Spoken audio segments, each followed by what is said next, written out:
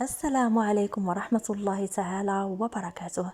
أعزائي، نتمنى فيديو اليوم يلقاكم وانتم في أحسن الأحوال وأطيب الأوقات. اليوم إن شاء الله غادي نشارك معكم كيفية تحضير عصير الأفوكادو الغني بالمعادن والفيتامينات. كيجي أكثر من رائع. إذا ندوزو لتقديم المقادير على بركة الله. غادي نحتاج إلى ثمرتين من الأفوكادو متوسطين الحجم. غادي نحتاج كذلك إلى ملعقتين كبيرتين من سكر حبيبات. غادي نحتاج إلى مكسرات لوز وجوز وكاجو. الكمية اللي استخدمت أنايا هنايا قبضة يد. غادي نحتاج كذلك إلى لتر من الحليب كامل الدسم. يمكن لكم تستعملوا حليب مخفف. بالنسبة للناس اللي كيعانيوا من حساسية اللاكتوز فيمكن لهم أنهم يستغنوا عن الحليب تماما ويعوضوه بعصير البرتقال أو يكتفيوا باستخدام الماء فقط.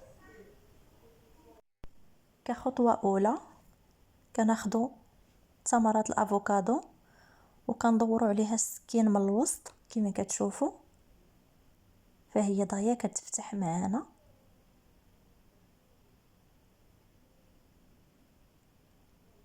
كنعاودو نفس العملية للثمرة الثانية. دائما كنقطعو من الوسط على شكل دائري وكنفتحو.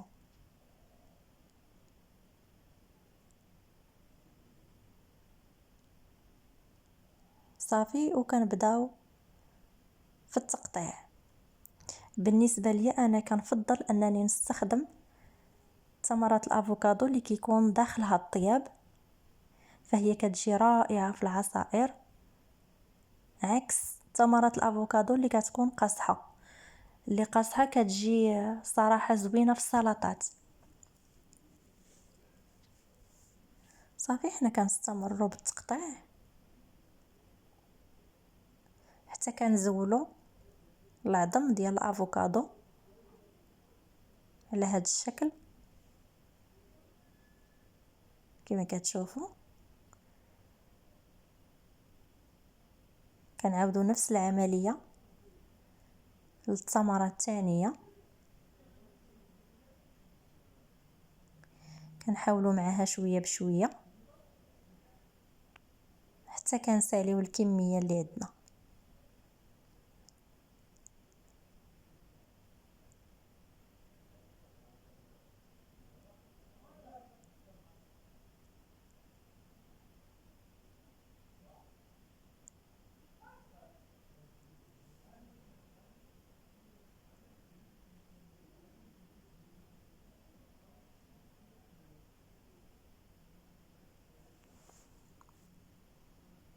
في هذه المرحله غادي ناخذ خلاط كهربائي اللي غادي نحطو فيه قبضه يد من اللوز كما كتشوفوا، وغادي نزيدو عليه قبضه يد من الكاجو،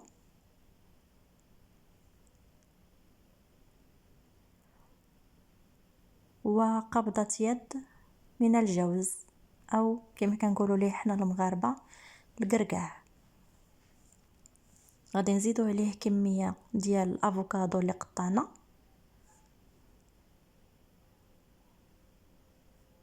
وجوج معالق كبار ديال سنيده. هذه المعلقه الثانيه. صافي، وغادي نزيدو كميه الحليب، لتر من الحليب غادي نكبوها فوق منهم وغادي نطحنوا الكل. اعزائي، بعد ما طحنا المكونات ديالنا فالعصير كيجي على هذا الشكل بارد ومنعش.